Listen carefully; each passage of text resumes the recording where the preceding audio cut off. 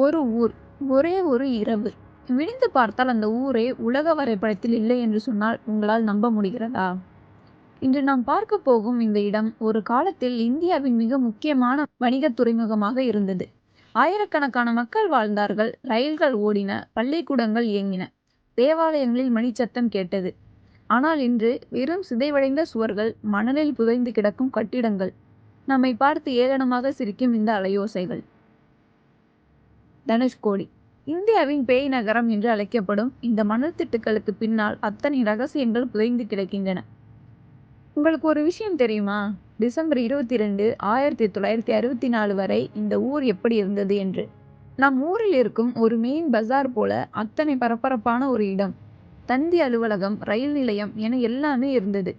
ஆனால் அந்த ஒரு இரவு, இயற்கை ஏன் இந்த ஊர் மீது இத்தனை கோபத்தை காட்டியது? அன்றைய இரவு அந்த ரயிலில் பயணம் செய்த 110 பேருக்கு என்ன நடந்தது? தந்தி அலுவலகத்தில் இருந்து கடைசியாக வந்த அந்த ஒரு செய்தி என்ன? வெறும் புயல் மட்டும்தானா, அல்லது இதற்கு பின்னால் வேறு ஏதேனும் மர்மங்கள் ஒளிந்திருக்கின்றனவா? ராமாயண காலத்து வரலாற்றுக்கும் இந்த அழிவுக்கும் ஏதோ தொடர்பு இருக்கிறதா? அனைத்தையும் பார்க்க போகிறோம். இது ஒரு சாதாரண வீடியோ அல்ல, ஒரு காலத்தின் கரங்களால் அழிக்கப்பட்ட ஒரு நகரத்தின் கண்ணீர் கதை. வாருங்கள் 1964 அந்த பயங்கரமான இரவுக்கு செல்வோம். தனுஷ்கோடி வெறும் அழிவின் அடையாளம் மட்டுமல்ல, இது காலத்திற்கும் அழியாத ஒரு காவியத்தின் தொடக்க புள்ளி. தனுஷ்கோடி, இந்த பெயருக்கான அர்த்தம் என்ன தெரியுமா? தனுஷ் என்றால் வில், கோடி என்றால் நுனி. இலங்கையில் சிறை வைக்கப்பட்டிருந்த சீதா தேவியை மீட்க ராமர் தன் வானர சேனைகளோடு நின்ற இடம்தான். ராவணனின் படைகளை வீழ்த்தி வெற்றி பெற்ற பிறகு விபீஷ்ணன் வேண்டுகோளுக்கிணங்க தான் கட்டிய அந்த பிரம்மாண்ட பாலத்தை ராமர் தனது வில்லின் நுனியை உடைத்த இடம் என்பதால் தான் இதற்கு தனுஷ்கோடி என்று பெயர் வந்தது. இங்கேதான் ஒரு மிகப்பெரிய கேள்வி எழுகிறது. ராமாயணம் என்பது வெறும் கதையா அல்லது வரலாறா? பல ஆயிரம் ஆண்டுகளுக்கு முன்பு மனிதர்களால் பாலம் கட்டப்பட்டதாக சொல்லப்படும் அதே இடத்தில் இன்று செயற்கைக்கோள் படங்களில் பார்த்தால் விசித்திரமான மணல் திட்டுக்கள் ஒரு பாலம் போலவே காட்சியளிக்கின்றன. இதைத்தான் உலகம் ஆடம்ஸ் பிரிட்ஜ் என்று அழைக்கிறது. நாசா வெளியிட்ட புகைப்படங்கள் உலகை அதிர வைத்தன. கடலுக்கு அடியில் சுமார் 30 கிலோமீட்டர் நீளத்திற்கு நீண்டு கிடக்கும் இந்த சுண்ணாம்பு பாறைகள் எப்படி அங்கே வந்தன? ராமாயணத்தில் சொல்லப்பட்டது போல மனிதர்களும் வானரங்களும் இணைந்து உருவாக்கிய ஒரு அதிசயமா? அறிவியல் அறிஞர்கள் ஒரு பக்கம் இது வெறும் மணல் திட்டுக்கள் என்கிறார்கள். ஆனால் கார்பன் டேட்டிங் சோதனைகள் இந்த பாறைகள் பல ஆயிரம் ஆண்டுகளுக்கு பழமையானவை என்று சொல்கின்றன. இந்திய அகழ்வாராய்ச்சி நிறுவனங்கள் இன்று இதை தேடி ஆய்வு செய்து கொண்டிருக்கின்றன.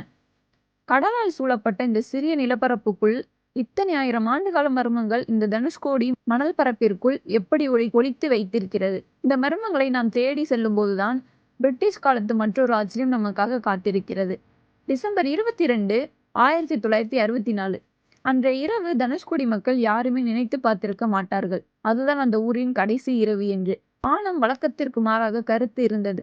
கடல் அலைகள் முன்பு போல் இல்லாத உயரத்திற்கு எழும்பிக் கொண்டிருந்தன. சரியாக நள்ளிரவு 11:55 மணி. பாம்பன் ரயில் நிலையத்திலிருந்து தனுஷ்கோடி நோக்கி புறப்பட்ட பாம்பன் தனுஷ்கோடி பேசஞ்சர் ரயில் எண் 117. அந்த ரயிலில் 110 பயணிகள், அதில் பள்ளி மாணவர்கள், வேலைக்கு சென்று திரும்புவர்கள் என பல உயிர்கள். ரயில் பாம்பன் பாலத்தை கடந்து தனுஷ்கோடியை நெருங்கி கொண்டிருந்த போதுதான் இயற்கையின் அந்த கோர தாண்டவம் அரங்கேறியது. சுமார் 20 அடி உயரத்திற்கு எழும்பிய ஒரு ராட்சத அலை ஒட்டுமொத்த ரயிலையும் அப்படியே வாரி சுருட்டி கடலுக்குள் இழுத்துச் சென்றது. ஒரு நொடி, ஒரே ஒரு நொடிதான். 110 உயிர்களும் அந்த ஆக்ரோஷமான அலையோடு மாயமாக மறைந்தன. அடுத்த நாள் காலையில் அந்த ரயிலின் இன்ஜின் மற்றும் சில பெட்டிகள் மட்டுமே மணலில் புதைந்த நிலையில் காணப்பட்டன. அந்த ரயிலின் ஓட்டுநர் ஹல்க் அந்த இரவை விவரித்த விதம் இன்று கேட்பவர்களை நடுங்க வைக்கும். அவர் சொன்னார், என் கண் முன்னால் அலைகள் மலை போல எழும்பின. அடுத்த நிமிடம் நான் எங்கே இருக்கிறேன் என்று எனக்கே தெரியவில்லை என்று. அதே சமயம் தனுஷ்கோடி நகருக்குள் என்ன நடந்தது? அங்கே இருந்த தந்தி அலுவலகத்தில் இருந்து வந்த கடைசி செய்தி இதுதான். தொடர்பு துண்டிக்கப்படுகிறது, அலைகள் எங்களை சூழ்ந்துவிட்டன. அதன் பிறகு அந்த ஊரில் இருந்த எந்த சத்தமும் வரவில்லை. விடிந்து பார்த்தபோது அந்த அழகான துறைமுக நகரம் ஒரு சுடுகாடாக மாறியிருந்தது. நூற்றுக்கணக்கான மக்கள் உயிருடன் மண்ணுக்குள்ளும் கடலுக்குள்ளும் புதைக்கப்பட்டனர். இந்த சம்பவம் நடந்து பல ஆண்டுகள் ஆகிவிட்டனர். ஆனால் இன்றும் அந்த பகுதியில் இரவில் ரயில் ஓடும் சத்தம் கேட்பதாக அங்கிருப்பவர்கள் சொல்கிறார்கள். அது உண்மையா அல்லது அது நம் மன பிரம்மையா? தனுஷ்கோடி வெறும் மணல் மேடாக மாறவில்லை. அது பல ஆயிரம் உயிர்களின் மௌன சாட்சியாக நிற்கிறது. 1964க்கு பிறகு தனுஷ்கோடியை இந்திய அரசாங்கம் வாழ்வதற்கு தகுதியற்ற நகரம் என்று அறிவித்துவிட்டது.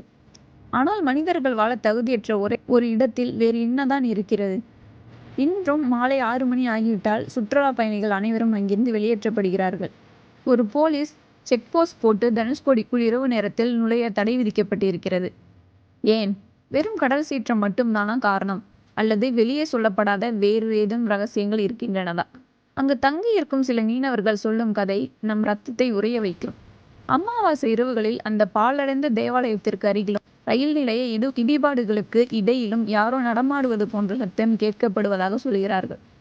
குறிப்பாக அந்த பயங்கரமான புயலில் சிக்கி உயிரிழந்த 110 பயணிகளின் ஆத்மாக்கள் இன்றும் அந்த பகுதியில் அலைந்து கொண்டிருப்பதாக ஒரு நம்பிக்கை நிலவுகிறது. இரவு நேரங்களில் அந்த பக்கம் போனால் யாரோ உதவி கேட்டு அழுவது போன்ற சத்தம் கேட்கிறது என்று உள்ளூர்வாசிகள் இன்றும் சத்தியம் செய்கிறார்கள். அது உண்மையிலேயே ஆத்மாக்களின் சத்தமா அல்லது கடல் காற்றின் விசித்திரமான வேகத்தால் ஏற்படும் ஓசையா?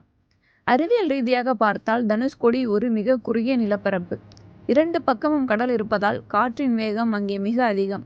பாழடைந்த கட்டிடங்களுக்குள் காற்று புகுந்து வெளியேறும்போது அது மனிதர்கள் கதறுவது போன்ற சத்தத்தை உண்டாக்க வாய்ப்பு இருக்கிறது. ஆனாலும் இந்த பகுதியில் இருக்கும் ஒரு விசித்திரமான அமைதி உங்களை ஏதோ செய்யும். பகல் நேரத்தில் கூட அங்கே ஒருவித கனத்த மௌனம் நிலவுவதை உங்களால் உணர முடியும். ஆயிரக்கணக்கான உயிர்கள் ஒரே இடத்தில் புதைக்கப்பட்ட ஒரு இடத்தின் கனமா அது? சுனாமி வந்தபோது கூட தனுஷ்கோடியில் பல பழைய கட்டிடங்கள் மீண்டும் வெளியே தெரிந்தன. கடல் மட்டம் குறையும் போதெல்லாம் அந்த நகரம் மீண்டும் மீண்டும் தன்னை உலகிற்கு நினைவுபடுத்தி கொண்டே இருக்கிறது. 1964இல் அந்த நகரம் அழியவில்லை, அது உறங்கிக் கொண்டிருக்கிறது. அந்த உறக்கத்தை கலைக்க யாருக்குமே துணிச்சல் இல்லை என்பதுதான் உண்மை. இன்று தனுஷ்கோடி ஒரு சுற்றுலா தலம். புதிய சாலைகள் போடப்பட்டு விட்டன. ஆயிரக்கணக்கான மக்கள் தினமும் வந்து போகிறார்கள். ஆனால் அந்த பாழடைந்த சுவர்கள் இன்றும் நமக்கு ஏதோ ஒன்றை சொல்லிக்கொண்டே இருக்கிறது. இயற்கை சீறினால் மனிதன் உருவாக்கிய எந்த தொழில்நுட்பமும் எந்த கோட்டையும் நிற்காது என்பதற்கு தனுஷ்கோடி ஒரு பெரிய பாடம். ஒரே ஒரு இரவில் ஒரு சொர்க்கத்தையே சுடுகாடாக மாற்றும் சக்தி இயற்கைக்கு இருக்கிறது. இன்று தனுஷ்கோடிக்கு வரும் பலரும் அந்த பழைய கட்டிடங்கள் முன்னால் செல்ஃபி எடுத்துவிட்டு திரும்புவதோடு நிறுத்துகிறார்கள். ஆனால் அந்த மணல் பரப்புகளில் புதைந்திருக்கும் ஆயிரக்கணக்கான மக்களின் கனவுகள், அந்த புயல் இரவில் காணாமல் போனவர்களின் கதைகள், இவை எப்போதுமே ஒரு மர்மமாகவே தொடரும். இன்னொரு பக்கம் புவி வெப்பமயமாதல் காரணமாக கடல் மட்டம் உயர்ந்து கொண்டே இருக்கிறது. 2100க்குள் இந்தியாவின் பல கடற்கரை நகரங்கள் தனுஷ்கோடி போல மாற வாய்ப்பு இருப்பதாக ஆய்வுகள் சொல்கின்றன. தனுஷ்கோடி என்பது ஒரு கடந்த கால வரலாறு மட்டுமல்ல, அது நம் வருங்காலத்திற்கான ஒரு எச்சரிக்கையும் கூட. இந்த நிலப்பரப்பு 2 கடல்கள் சங்கமிக்கும் இடம். ராமாயண காவியம் சொல்லும் புனித பூமி. 1964இன் கோர தாண்டவத்தை இன்று சுமந்து நிற்கும் ஒரு பேய் நகரம். தனுஷ்கோடி அழியலாம், ஆனால் அதன் மர்மங்கள் ஒருபோதும் அழியாது. அடுத்த முறை நீங்கள் தனுஷ்கோடிக்கு சென்றால் அந்த அலையோசையை கொஞ்சம் கவனித்து கேளுங்கள். ஒருவேளை அந்த புயல் இரவின் கதையை அது உங்களுக்கு சொல்லக்கூடும். தனுஷ்கோடியை பற்றி அந்த தகவல் உங்களுக்கு பிடித்திருந்தால் மறக்காமல் லைக் செய்யுங்கள். இந்த மர்மமான தகவல்களை உங்கள் நண்பர்களுக்கு பகிருங்கள். மேலும் இதுபோல நீங்கள் வேற ஏதேனும் தெரிந்து கொள்ள வேண்டுமென்றால் அந்த தலைப்பை கமெண்டில் சொல்லுங்கள். அடுத்த வீடியோவில் அது பகிரப்படும். மீண்டும் ஒரு சுவாரஸ்யமான வரலாற்று மர்மத்தோடு உங்களை சந்திக்கிறேன். இது உங்கள் மணிஸ் மிஸ்டரி. மறக்காம சப்ஸ்கிரைப் பண்ணிக்கோங்க.